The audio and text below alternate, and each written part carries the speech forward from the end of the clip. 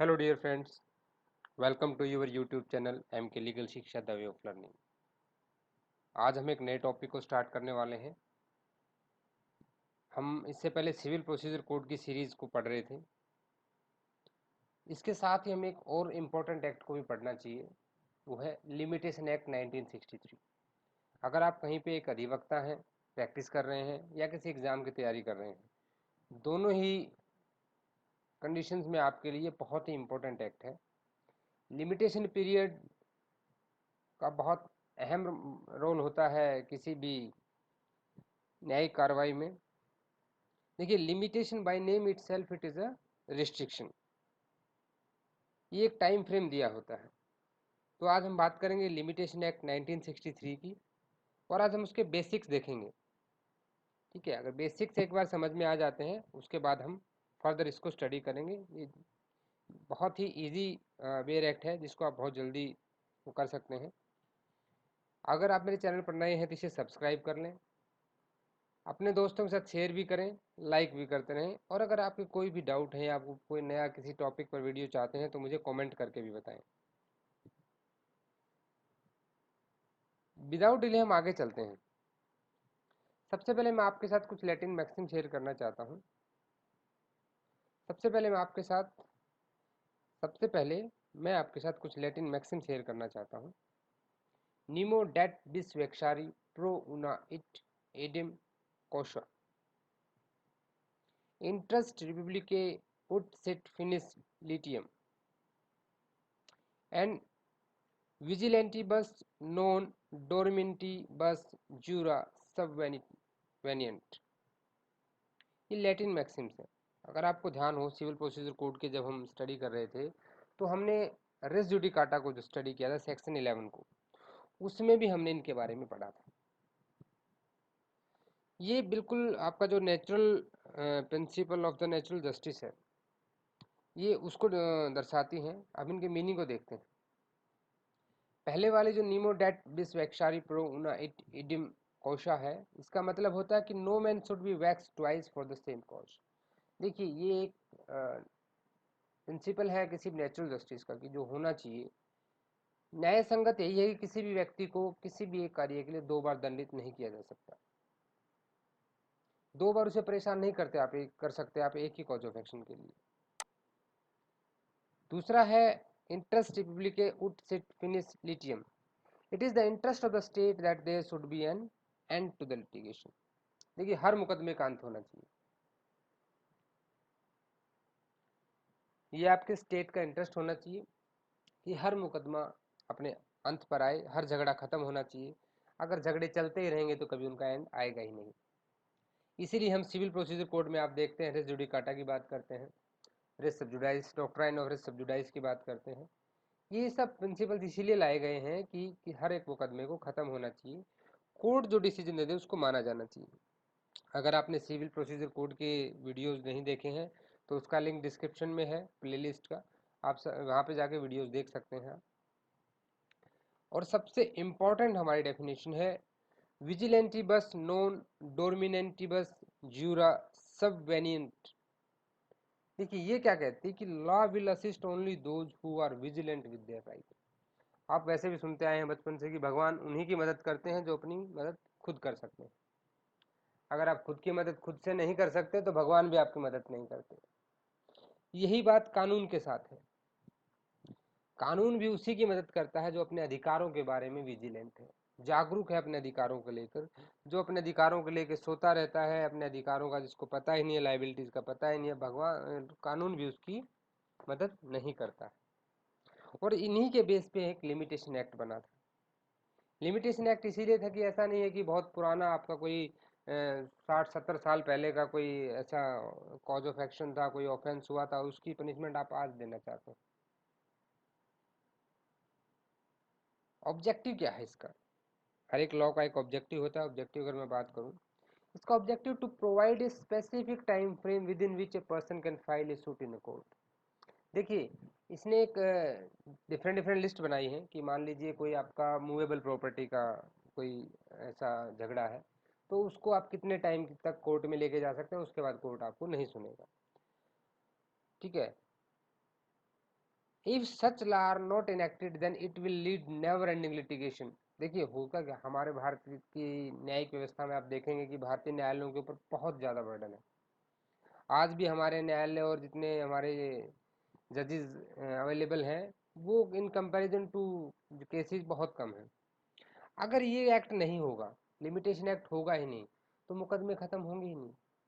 कोई 10 साल पुराना, 20 साल पुराना, 30 साल पुराना झगड़ा है, कोई मूवेबल प्रॉपर्टी को लेके, इमूवेबल प्रॉपर्टी को लेके पैसों का लेन देन है, आपने आज फिर केस कर दिया, 20 साल बाद केस कर रहे हैं, तो ऐसा नहीं हो सकता। वहाँ लिमिटेशन पीरियड लगा दिया गया है कि आपको आपके राइट्स पता होने चाहिए।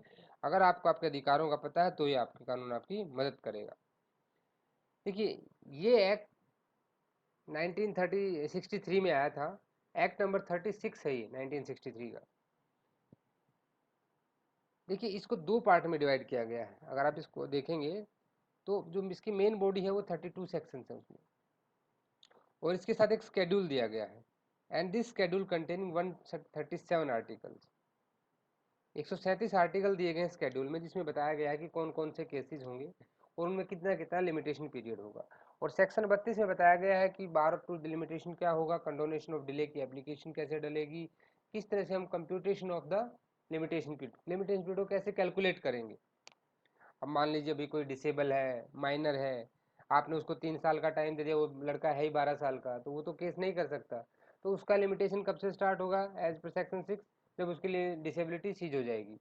ये सेक्शन 6 में दे रखा है, इसको हम फर्दर स्टडी करेंगे। मैं एक एग्जाम्पल के लिए बता रहा हूँ कि सेक्शंस आपको ये बताते हैं कि उसका लिमिटेशंस कैसे कैलकुलेट होगा, कब से वो कंप्यूट किया जाएगा।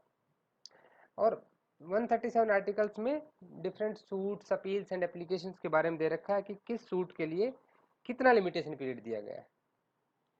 सेक्शंस को भी डिवाइड किया गया है 5 पार्ट्स में। और जो 137 आर्टिकल है इसको 3 डिवीजन में बांटा गया है, सूट्स, आपका अपील एंड एप्लीकेशंस। सूट्स का फर्दर डिवीजन है, एप्लीकेशन का फर्दर है, वो हम फर्दर बात करेंगे। एक बेसिक आपको आइडिया मिल गया होगा लिमिटेशन एक्ट का। देखिए कभी भी जब बेर एक्ट पढ़ते हैं तो उसका एक बेसिक स्ट्रक्चर आपको पता होना चाहिए। बहुत से स्टूडेंट्स को मैंने देखा है कि वो स्टार्टिंग से उसको मगअप करना स्टार्ट कर देते हैं। वो एक बार उसको रट तो लेते हैं, लेकिन कुछ समय के पश्चात वो फिर से उसको भूल जाते हैं। ऐसा नहीं करना, आपको लॉ को लॉजिक के साथ समझना है। देखिए लॉजिक में ही लॉ है। अब आप लॉजिकली जब हम इसको पढ़ेंगे तो आप देखेंगे प्रैक्टिकली एस्पेक्ट के साथ इसको जोड़ते जाएंगे तो आपको लगेगा कि तो बहुत ईजी था। तो आगे चलते हैं। अभी हम हिस्ट्री की बात कर लेते हैं। देखिए हिस्ट्री अगर बात करें तो पहला जो लॉ कमीशन इंडिया में बना था वो 1834 में, 1834 में बना था, और लॉर्ड मैकोले उसका हेड था। उसी ने भारत की न्यायिक व्यवस्था में बहुत सारी फेरबदल किए थे। तो जो पहला लिमिटेशन कोड बना वो 1862 में बना था। उससे पहले भारत में कोई भी लिमिटेशन पीरियड नहीं था। और हिंदू जूरिस्प्रूडेंस की अगर हम बात करें तो हमारे हिंदू जूरिस्प्रूडेंस में कोई भी लिमिटेशन लॉ की बात नहीं कही गई है। हालांकि स्मृति राइटर्स ने इसके बारे में कई जगह पे जिक्र किया है।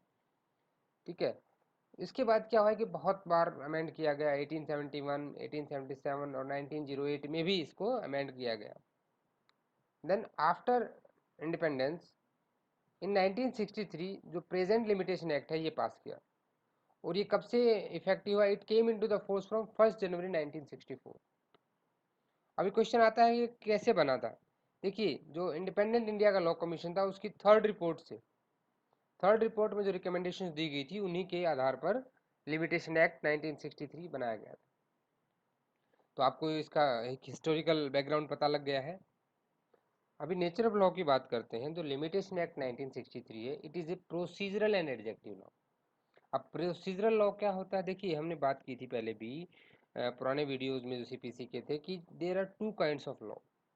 एक आपका सब्सटेंटिव लॉ होता है, एक आपका प्रोसीजरल लॉ होता है। सब्सटेंटिव लॉ कौन सा होता है, जो आपके लीगल राइट्स, ड्यूटीज और लाइबिलिटी को डिटरमाइन करता है। ये सिर्फ डिटरमाइन करता है, लेकिन उनको दिलाता कौन है, सब्सटेंटिव लॉ को जो मोशन में लेकर आता है, उन लीगल राइट्स, ड्यूटीज और लाइबिलिटीज को जो इम्प्लीमेंट कराता है। आपके राइट्स आपको दिलवाता है, आपकी ड्यूटीज आपसे कराता है, आपको आपकी लाइबिलिटीज बताता है। उसका पूरा सब्सटेंटिव लॉ का पूरा प्रोसीजरल लॉ में होता है। तो limitation act is also a procedural law. ये एग्जॉस्टिव भी है अपने आप में, जिन मैटर्स को डील करता है उनके लिए ये कंप्लीटली एग्जॉस्टिव है।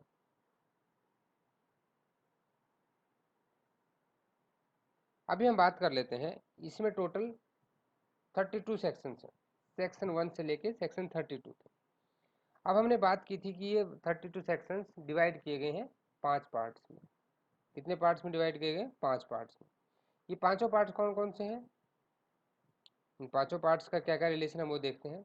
सबसे पहला वाला पार्ट है प्रिलिमिनरी, प्रारंभिक, सेक्शन 1 एंड 2।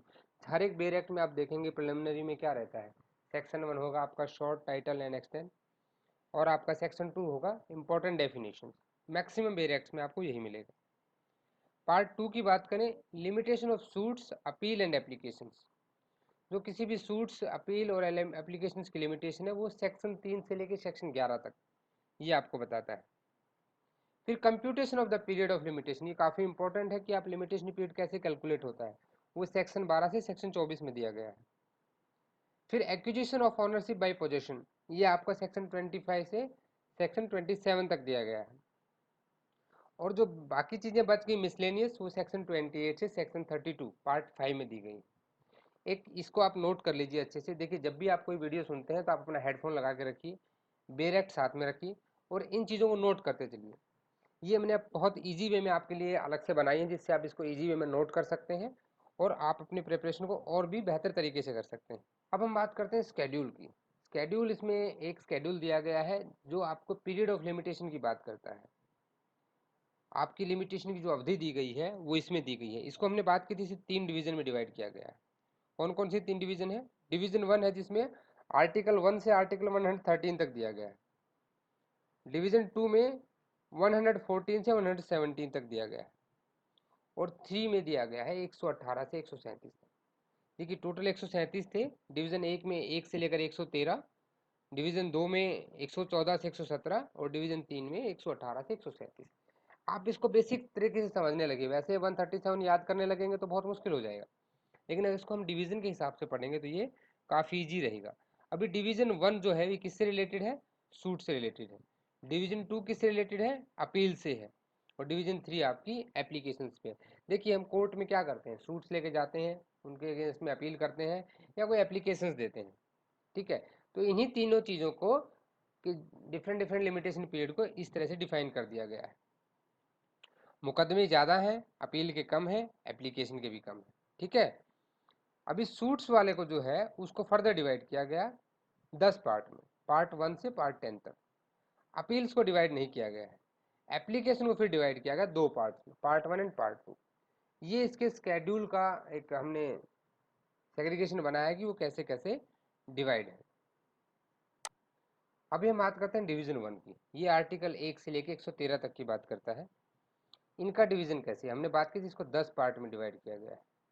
तो ये 10 पार्ट कौन सा, पहले हम 5 पार्ट को देखते हैं। फर्स्ट पार्ट जो है ये suits relating to accounts, account से रिलेटेड जो है वो फर्स्ट पार्ट में आएंगे। सेकंड पार्ट में आएंगे सूट्स रिलेटिंग टू कॉन्ट्रैक्ट्स। आप इसको ऐसे याद रखिए, पहले अकाउंट्स आएगा, फिर कॉन्ट्रैक्ट्स आएंगे, फिर डिक्लेरेशन आएंगे। फिर suits relating to decree and instruments part 4 में। पार्ट 5 आएगा suits relating to immovable property. आप देखेंगे accounts, contract, declaration, decree and instrument और इमूवेबल प्रॉपर्टी, ये एक अल्फाबेटिकल वे में आ रहे हैं। अभी देखते हैं हम पार्ट 6, 7, 8, 9 और 10। अभी जो पार्ट 6 है डिवीजन 1 का, ये किसके बारे में बात कर रहा है? यहाँ पे ये बात करता है आपके रिलेटिंग टू मूवेबल प्रॉपर्टी।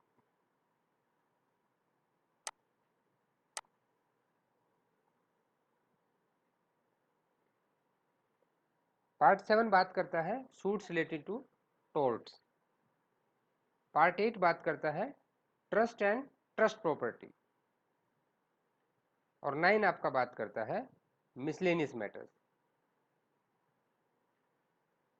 और 10 आपका बात करेगा suits for which there is no prescribed period. आप देखेंगे अप टू 8 तक ये बिल्कुल आपका अल्फाबेटिकल ऑर्डर में।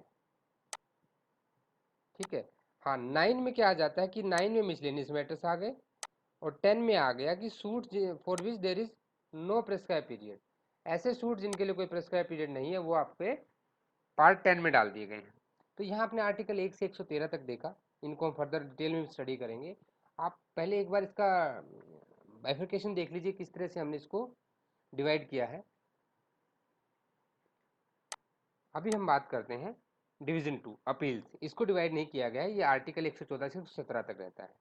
और अगर डिवीजन 3 की मैं बात करूं, जो स्केड्यूल है उसमें डिवीजन 3 में जो डिवीजन है वो आर्टिकल 118 से 137 तक दिया गया है, और ये एप्लीकेशंस की बात करता है। ये दो पार्ट में डिवाइड किया गया है, पार्ट 1 एंड 2। पार्ट 1 जो डील करता है वो आपका डील करता है एप्लीकेशंस इन स्पेसिफाइड केसेस, और पार्ट 2 है अदर एप्लीकेशंस के बारे में करता है, ये एप्लीकेशंस के बारे में बताता है। पार्ट 1 स्पेसिफाइड केसेस की बताएगा और अदर एप्लीकेशंस के बारे में पार्ट 2 बताएगा। Thanks for watching. यहाँ तक हम लोगों ने लिमिटेशन एक्ट के बेसिक्स को समझा। आई होप आपको क्लियर हो गया होगा कि लिमिटेशन एक्ट क्या है, इसका ऑब्जेक्टिव क्या है, नेचर क्या है, और इसका डिवीजन कैसे किया गया सेक्शंस का और शेड्यूल में आर्टिकल्स का। ये अगर आपको क्लियर हो जाता है तो आपका फर्दर एक्ट पढ़ना बहुत ही आपके लिए ईजी हो जाएगा। नेक्स्ट वीडियो में इसको सेक्शन वाइज स्टडी करेंगे, एंड आई होप ये ज़्यादा से ज़्यादा 5 से 6 वीडियोज़ में आपको बिल्कुल क्लियर हो जाएगा। Thanks for watching. मेरे चैनल को सब्सक्राइब तो आप कर ही देंगे, इसे लाइक भी कीजिए, अपने दोस्तों के साथ शेयर भी कीजिए, और अगर आपके कोई भी डाउट है तो आप मुझे कमेंट करके ज़रूर बताएंगे। Thank you, good day.